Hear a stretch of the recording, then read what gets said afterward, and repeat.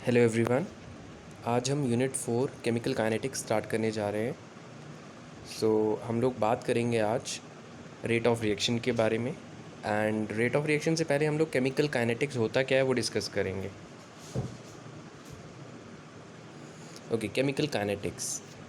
ये हमारा 4th unit है केमिकल काइनेटिक्स, क्लास 12th का। केमिकल काइनेटिक्स बेसिकली बात करता है रेट ऑफ रिएक्शन के बारे में। काइनेटिक्स का मीनिंग ही रेट है। रेट मतलब स्पीड, ठीक है। Chemical kinetics speed of reaction या आप बोल सकते हैं रेट ऑफ रिएक्शन के बारे में बात करता है, ठीक है। और हम ये बोल सकते हैं that chemical kinetics is a branch of chemistry which deals with the study of rate of reaction और you can say speed of reaction. And इसके अलावा हम लोग बात करते हैं factors affecting rate of reaction.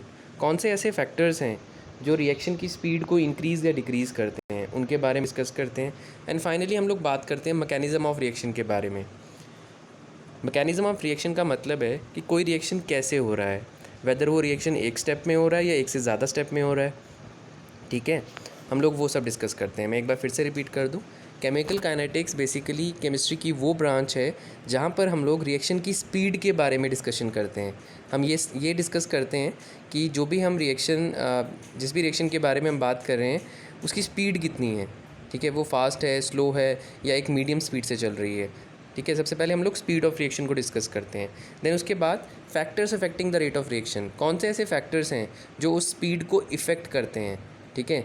मतलब जैसे फैक्टर्स जैसे टेम्परेचर हो गया, प्रेशर हो गया, इन फैक्टर्स की वजह से रिएक्शन की स्पीड बढ़ रही है या कम हो रही है, ये सब डिस्कस करते हैं, ठीक है। And finally mechanism of reaction, ठीक है। मैकेनिज़्म ऑफ रिएक्शन मतलब रिएक्शन जो है वो कैसे हो रहा है, ठीक है। रिएक्शन में आपको पता है रिएक्टेंट जो है प्रोडक्ट में चेंज होता है, ठीक है। तो वो चेंज कैसे होता है, ठीक है। एक स्टेप में होता है, 2 में होता है, 3 में होता है, वो हम सब डिस्कस करते हैं, ठीक। ओके, चैप्टर को स्टार्ट करने से पहले सबसे पहले हमें ये पता होना चाहिए कि रिएक्शन का रेट हम लोग निकालते कैसे हैं, ठीक है। जैसे स्पीड है, स्पीड मतलब किसी व्हीकल की स्पीड या किसी पर्सन की स्पीड, वो कैसे निकालते हैं, डिस्टेंस अपॉन टाइम, ठीक है।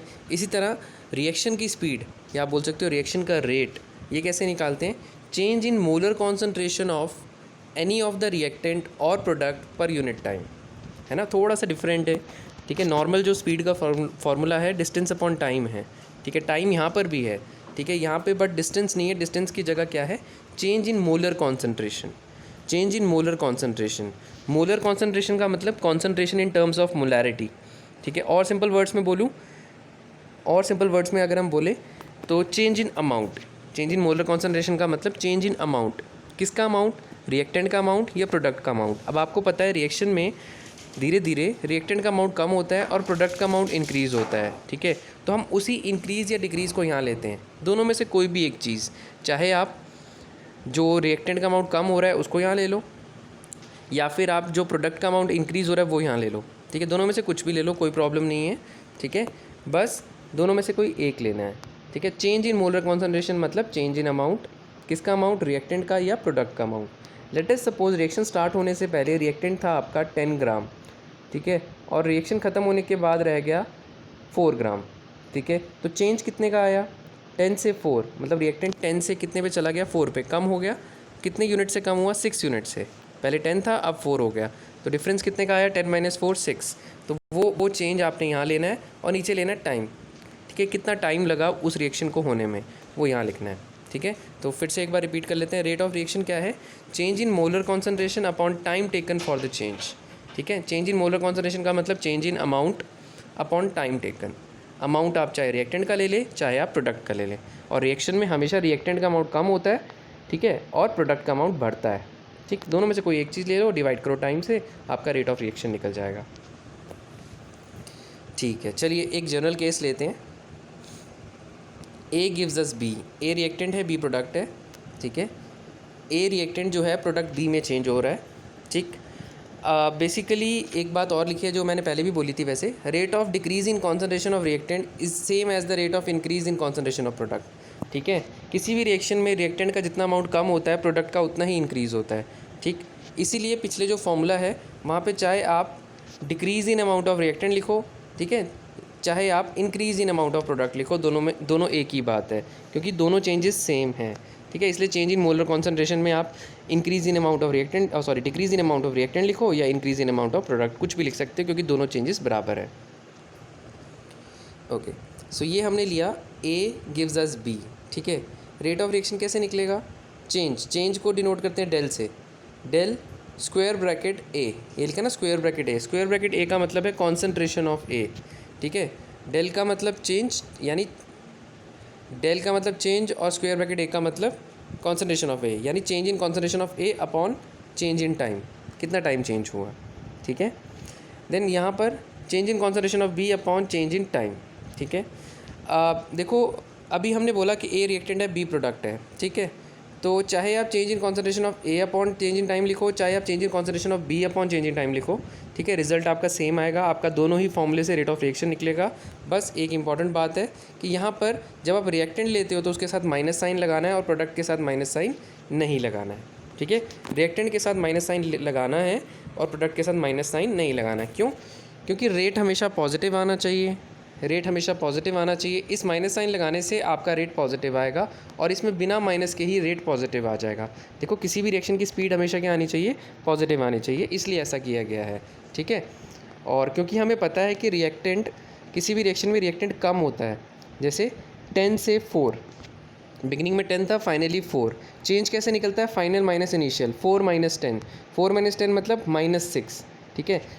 अगर मैं ये माइनस साइन नहीं लगाता तो यहाँ -6 आ जाता और टाइम से डिवाइड करते तो आंसर नेगेटिव आता। ये माइनस साइन इसलिए लगाया है ताकि जो -6 है उसका ये माइनस मल्टीप्लाई हो, पॉजिटिव आंसर आ जाए, ठीक है।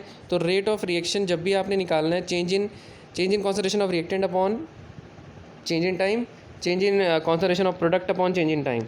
बस याद रखना है कि रिएक्टेंट वाले फॉर्मूला के साथ हमेशा माइनस लगेगा ताकि जो आपका रेट है वो पॉजिटिव आ जाए। रिएक्टेंट की कॉन्सेंट्रेशन हमेशा डिक्रीज़ होती है, इसलिए अगर आप ये नेगेटिव साइन नहीं लगाओगे रेट आपका नेगेटिव हो जाएगा। लेकिन आपको पता है एक्चुअल प्रैक्टिस में रेट कभी नेगेटिव हो ही नहीं सकता, किसी भी रिएक्शन की स्पीड कभी नेगेटिव नहीं हो सकती, स्पीड हमेशा पॉजिटिव रहेगी। तो इसलिए आपको ये माइनस साइन लगाना है ताकि आपका रेट पॉजिटिव आ जाए, ठीक है। ये याद रखना है कि जो रिएक्टेंट वाला फार्मूला है उसमें माइनस साइन आएगा। अच्छा, अब ये देखो, ये थोड़ा सा ना थोड़ा बड़ा रिएक्शन लिया है हमने, AA + BB gives us CC + DD। Okay, यहाँ रिएक्टेंट कौन है? कैपिटल A कैपिटल B, और प्रोडक्ट कौन है? Capital C capital D। और ये जो है ना small a small b small c small d, ये नंबर्स हैं बेसिकली, हो सकता है 2 3 4 5 6 कुछ भी नंबर्स हैं, ये बेसिकली लगाए गए हैं ताकि रिएक्शन को बैलेंस किया जाए, ठीक है। आपको देखो, आपने जब भी बैलेंसिंग पढ़ी होगी वहाँ आपने देखा होगा कि हम किसी ना किसी नंबर से किसी रिएक्शन को मल्टीप्लाई करते हैं तभी रिएक्शन बैलेंस्ड होती है, ठीक है। ये कुछ वैसा ही किया गया है, ठीक है। जैसे देखो H2 + I2 gives us HI, ठीक है। तो रिएक्टेंट वाली साइड 2H हैं और 2I हैं, प्रोडक्ट वाली साइड 1H और 1I है, तो यहाँ पे हम 2 लगाते हैं, ठीक है। तो ये 2 क्या होते हैं? इनको बोलते हैं स्टोइक्योमेट्रिक कोफिशिएंट्स। तो ये जो small a small b small c small d है, ये स्टोइक्योमेट्रिक कोफिशिएंट्स हैं। ये सिर्फ इसलिए लगाए जाते हैं ताकि रिएक्शन को बैलेंस किया जाए, ठीक है। अब देखो स्टोइक्योमेट्रिक कोफिशिएंट की प्रेजेंस में रेट ऑफ रिएक्शन में क्या डिफरेंस आता है? देखो ये तो आपने पहले भी पढ़ा, change in concentration of A upon change in time, और माइनस साइन भी कर लिया डिस्कस, ठीक है। ए रिएक्टेंट है ना, तो change in concentration of A upon change in time और माइनस साइन। एक बार फिर से बता दूँ, डेल का मतलब चेंज और नीचे वाले डेल का मतलब भी चेंज, ठीक है। ऊपर वाला डेल मतलब क्या दिखा रहा है? Change in concentration of A, और नीचे वाला डेल दिखा रहा है चेंज इन टाइम, ठीक है। और कॉन्सेंट्रेशन कहाँ से पता चलता है? ये स्क्वायर ब्रैकेट, ए के साथ जो स्क्वायर ब्रैकेट लगाया है उसका मतलब है कॉन्सेंट्रेशन। ऐसे किया ना आपने, ए के साथ ऐसे स्क्वायर ब्रैकेट लगाया है, इस स्क्वायर ब्रैकेट का मतलब होता है कॉन्सेंट्रेशन। तो change in concentration of A upon change in time, ये तो आपको ऑलरेडी पता है, और माइनस साइन आता है रिएक्टेंट के साथ, ये भी पता है। बस स्टोइक्योमेट्रिक कोफिशिएंट को कैसे यूज़ करना है, उसको ऐसे लिखना है, जो भी कोफिशिएंट है A है तो उसको 1/A लिखना है, ठीक है। तो रेट ऑफ रिएक्शन A के रिस्पेक्ट में भी निकल सकता है, B के रिस्पेक्ट में भी निकाल सकते हो। Change in concentration of B upon change in time, minus sign तो आना ही है, और इसके साथ कोफिशिएंट B लगा हुआ है तो 1/B आ जाएगा। सिमिलरली प्रोडक्ट से भी रेट निकाल सकते हो, change in concentration of C upon change in time, ठीक है, इसमें प्लस साइन ही रहता है, और कोफिशिएंट को 1/C लिख लेंगे। इस तरह D से भी निकाल सकते हो, change in concentration of D upon change in time, और प्लस साइन आएगा और इधर 1/D आएगा, ठीक है, क्योंकि कोफिशिएंट क्या है? D, ठीक है। तो चारों में से कोई भी फॉर्मूला यूज़ कर सकते हो, इनमें से कोई भी एक फॉर्मूला यूज़ करके आप रेट निकाल सकते हो, ठीक है। तो ये रेट निकालने का फॉर्मूला है, ठीक है, बहुत सिंपल सा है ये। एक बार फिर से बता दें अभी तक जो आपने पढ़ा। एक तो सबसे पहले हमने बात की काइनेटिक्स के बारे में, केमिकल काइनेटिक्स के बारे में। Chemical kinetics basically branch of chemistry है जहाँ पे हम रिएक्शन की स्पीड के बारे में बात करते हैं, factors affecting speed of reaction के बारे में बात करते हैं और मैकेनिज्म ऑफ रिएक्शन के बारे में बात करते हैं। देन रेट ऑफ रिएक्शन कैसे निकलता है, change in molar concentration upon change in time. ठीक है, चेंज इन मोलर कॉन्सेंट्रेशन, किसकी कॉन्सेंट्रेशन, रिएक्टेंट की कॉन्सेंट्रेशन भी ले सकते हो, प्रोडक्ट की भी ले सकते हो। जैसे ये फॉर्मूला था A गिव्स अस B, तो change in concentration of A upon change in time, reactant है इसलिए माइनस साइन आया। ठीक है, प्रोडक्ट के लिए change in concentration of B upon change in time, product है इसलिए पॉजिटिव साइन आया। अब ये वाली रिएक्शन ली जहाँ पे स्टोइकोमेट्रिक कोफिशिएंट है, तो सबके हिसाब से ये चार चीज़ें, चारों के हिसाब से रेट निकल सकता है। फर्स्ट वाले के हिसाब से change in concentration of A upon change in time, ठीक है, और माइनस साइन आएगा क्योंकि रिएक्टेंट है, और 1 अपॉन A आएगा क्योंकि कोफिशिएंट क्या था A। इसी तरह B के लिए change in concentration of B upon change in time, minus sign आएगा क्योंकि रिएक्टेंट है और कोफिशिएंट B था इसलिए 1 अपॉन B आएगा। इस तरह C के लिए change in concentration of C upon change in time, ठीक है, पॉजिटिव साइन आएगा क्योंकि C प्रोडक्ट साइड है और 1 अपॉन C आएगा क्योंकि कोफिशिएंट C था। इसी तरह D के लिए change in concentration of D upon change in time, positive side क्योंकि प्रोडक्ट वाली साइड है, और 1 अपॉन D आएगा क्योंकि कोफिशिएंट क्या है, स्मॉल d। ओके, सो ये हमने रेट ऑफ रिएक्शन डिस्कस कर लिया। ठीक है, एक सिंपल रिएक्शन पे भी अप्लाई करके देख लिया और एक कॉम्प्लेक्स रिएक्शन पे भी अप्लाई करके देख लिया। ठीक है, ओके। अब एक और ये छोटा सा, कई बार न्यूमेरिकल में ये चीज़ पूछ लेते हैं, rate of reaction is equal to rate of disappearance और formation of substance in chemical reaction divided by the stoichiometric coefficient. Rate of disappearance of A, एक है रेट ऑफ रिएक्शन, और एक है रेट ऑफ डिसअपेरेंस। ठीक है, सो ये अलग अलग निकलेगा। बेसिकली रेट ऑफ रिएक्शन वाले ही फॉर्मूले लिखे हैं यहाँ पर, but rate of disappearance A का कैसे निकलेगा, ए के रिस्पेक्ट में। Rate of disappearance of B कैसे निकलेगा, बी के रिस्पेक्ट में। Rate of disappearance of C कैसे निकलेगा, सी के रिस्पेक्ट में। Rate of disappearance of D कैसे निकलेगा, डी के रिस्पेक्ट में। ठीक है, ओके। जैसे पिछला वाला ये जो हमने पढ़ा, मैं थोड़ा सा इरेज कर दूं यहाँ से।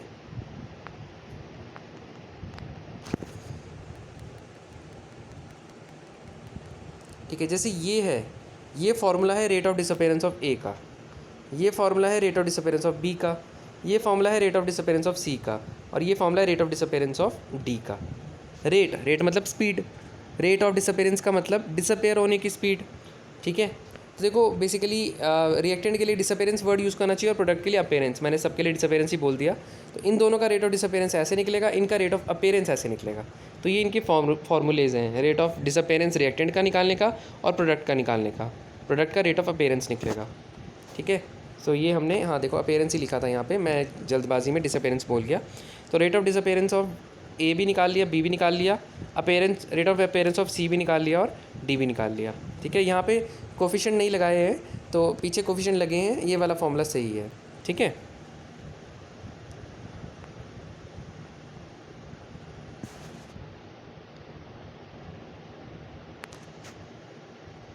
एक छोटा सा चेंज है, सॉरी, ये रेट ऑफ रिएक्शन का फॉर्मूला है। रेट ऑफ डिसअपेरेंस में खाली इतना सा आएगा, इतना सा, कोफिशिएंट नहीं आएगा। जब आप कोफिशिएंट लगा देते हो तो वो रेट ऑफ रिएक्शन बन जाता है। रेट ऑफ डिसअपेरेंस निकालना है तो उस टाइम आपने कोफिशिएंट नहीं बताना। ठीक है, यहाँ पे लिखा था रेट ऑफ रिएक्शन कैसे निकालोगे, रेट ऑफ डिसअपेरेंस या रेट ऑफ अपेरेंस को डिवाइड कर दो कोफिशिएंट से, जैसे यहाँ किया है। तो ये इतना सा पोर्शन है रेट ऑफ, ठीक है, del A upon del T, ये है रेट ऑफ डिसअपेरेंस ऑफ ए। ठीक है, माइनस भी आएगा क्योंकि डिसअपेयर हो रहा है ये, इसलिए माइनस साइन आएगा।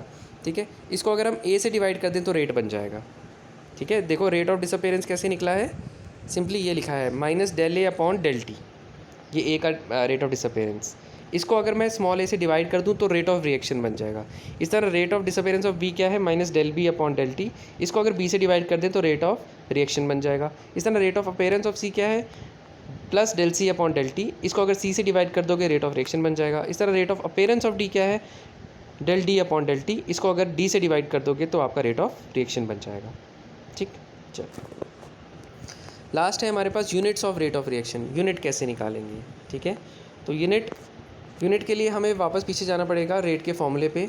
रेट का फॉर्मूला क्या था, change in concentration upon change in time, या सिंपली हम लिख सकते हैं कॉन्सेंट्रेशन अपॉन टाइम।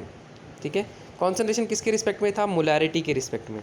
तो कॉन्सेंट्रेशन का यूनिट होता है मोल पर लीटर, और टाइम किस में लेते हैं, सेकेंड में। ठीक है, तो क्या यूनिट बन जाएगा इसका, कॉन्सेंट्रेशन का यूनिट है मोल पर लीटर और टाइम का यूनिट है सेकंड। सेकंड को आप ऊपर लेके जाओगे तो सेकंड इन्वर्स हो जाएगा। ठीक है, मोल पर लीटर पर सेकेंड, तो ये लिख दिया मोल पर लीटर पर सेकेंड। सेकेंड डिवाइड में है ना, अगर इसको ऊपर लिखेंगे तो सेकेंड इन्वर्स लिखेंगे, ठीक है। अगर आप टाइम मिनट में ले रहे हो तो मोल पर लीटर पर मिनट, और अगर आर में ले रहे हो मोल पर लीटर पर आर, यहाँ -1 आएगा, मोल पर लीटर पर आर, ठीक है। अच्छा, वैसे तो जनरली जो आपकी रिएक्शंस होती हैं वो सॉल्यूशंस में करवाते हैं हम लोग, लेकिन मान लो कोई रिएक्शन हो गैसियस स्टेट में, कोई गैसियस रिएक्टेंट है, रिएक्शन है जहाँ पे रिएक्टेंट भी गैस है और प्रोडक्ट भी गैस है, तो वहाँ पे आपकी कॉन्सेंट्रेशन की जगह हम लोग प्रेशर लेते हैं। प्रेशर किस में लेना है? एटमॉस्फेयर में, ठीक है। तो कॉन्सेंट्रेशन की जगह प्रेशर यानी एटमॉस्फेयर, ठीक है, डिवाइडेड बाय टाइम। किसके लिए? गैसियस रिएक्शन के लिए। वैसे इसके ऊपर बड़ा कम आएगा कुछ भी, आपको यही याद रखना है। बट अगर गैसियस हो तो कॉन्सेंट्रेशन की जगह आपने लेना है प्रेशर, ठीक है। और प्रेशर किस में? एटमॉस्फेयर में। तो एटमॉस्फेयर डिवाइडेड बाय टाइम, ठीक है। एटमॉस्फेयर पर सेकेंड, अगर मिनट में हो तो एटमॉस्फेयर पर मिनट, और अगर आर में हो तो एटमॉस्फेयर पर आर, ठीक है। सो ये हमने पढ़ा, एक बार फिर से देख लें। एक तो यहाँ पे छोटी सी गड़बड़ हो गई थी, मैं इस बार फिर से बता दूँ आपको ताकि कोई कन्फ्यूजन ना रहे आपको। ओके, रेट ऑफ डिसअपीयरेंस कैसे निकालते हैं? सिंपली आपने क्या लेना है, जो आपका ए का कॉन्सेंट्रेशन है उसका चेंज लेना है डिवाइडेड बाय डेल टी। जब डिसअपीयरेंस होगा तो माइनस साइन आएगा, वैसे भी आपको याद है रिएक्टेंट के साथ माइनस साइन आता है। इस तरह बी का change in concentration of B upon change in time, और माइनस साइन आएगा क्योंकि रिएक्टेंट है। इस तरह रेट ऑफ अपीयरेंस निकल जाएगा प्रोडक्ट का, ठीक है। Change in concentration of C upon change in time, plus sign आएगा क्योंकि प्रोडक्ट है। इस तरह डी का रेट ऑफ अपीयरेंस निकालना है तो change in concentration of D upon change in time, और प्रोडक्ट है इसलिए प्लस साइन। और रेट में एक छोटा सा डिफरेंस था, रेट में क्या था, आपके जो स्टोइकोमेट्रिक कोफिशिएंट है वो आपने डिवाइड करने हैं। ए का ए से डिवाइड करना है, ठीक है।